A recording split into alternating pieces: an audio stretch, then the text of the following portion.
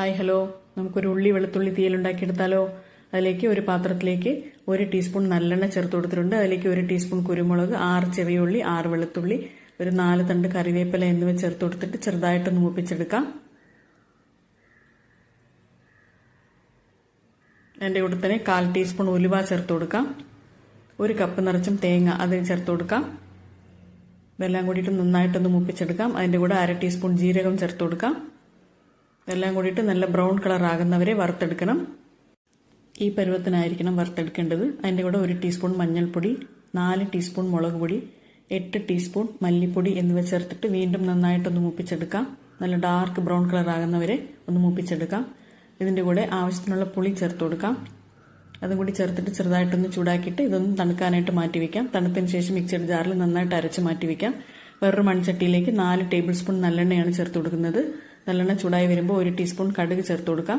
അതിൻ്റെ കൂടെ തന്നെ 1 ടീസ്പൂൺ ഉഴുന്ന് പരിപ്പും കൂടി ചേർത്ത് കൊടുക്കണം. ഇത് രണ്ടും കൂടി നന്നായിട്ട് മുരിഞ്ഞു വരുന്ന സമയത്ത് അതിലേക്ക് 2 തണ്ട് കറിവേപ്പില ചേർത്ത് കൊടുക്കാം. പിന്നെ നമ്മൾ എടുത്തു വെച്ചിരിക്കുന്ന 1/2 കപ്പ് വെളുത്തുള്ളി അത് ചേർത്ത് കൊടുക്കാം. അതിൻ്റെ കൂടെ തന്നെ 1/4 കപ്പ് ചെറിയ ഉള്ളി അതും കൂടി ചേർത്ത് കൊടുക്കാം. രണ്ടും കൂടി ചേർത്തിട്ട് നന്നായിട്ടൊന്ന് മൂപ്പിച്ചെടുക്കാം. നന്നായിട്ട് എണ്ണയിലേക്ക് മിക്സ് ചെയ്തതിന് ശേഷം മീഡിയം ഫ്ലെയിമിൽ വെച്ചിട്ട് ഒരു 5 മിനിറ്റ് അടച്ചു കൊടുക്കാം.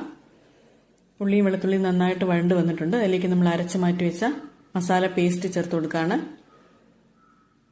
അതിൻ്റെ കൂടെ തന്നെ 1/4 കപ്പ് വെള്ളവും കൂടി ചേർത്ത് കൊടുക്കാം. നമുക്ക് അരച്ച സമയത്ത് 1/2 കപ്പ് വെള്ളം ചേർത്തിട്ടുണ്ടായിരുന്നു. ഈ പരുവത്തിനാണ് ഇപ്പോൾ ഇരിക്കുന്നത്. ഇത് മതിയാകും. ഇതിൻ്റെ കൂടെ തന്നെ ഒരു 3 പിഞ്ച് കായപ്പൊടി കൂടെ ചേർത്ത് കൊടുക്കുന്നുണ്ട്. അതും കൂടിയിട്ട് നന്നായിട്ടൊന്ന് മിക്സ് ചെയ്ത് വെക്കാം. ആവശ്യത്തിനുള്ള ഉപ്പ് ചേർത്ത് കൊടുക്കാം. ഞാനിപ്പോൾ 1/4 ടീസ്പൂൺ ഉപ്പാണ് ചേർക്കുന്നത്. ഉപ്പ് അവരവരുടെ ആവശ്യത്തിലേക്ക് ചേർക്കാം. ഈ സമയത്ത് ഇതിലേക്ക് 2 തക്കാളി കുരുകളഞ്ഞ് മുറിച്ച് വെച്ചിരിക്കുന്നത് അതും കൂടി ചേർത്ത് കൊടുക്കാം.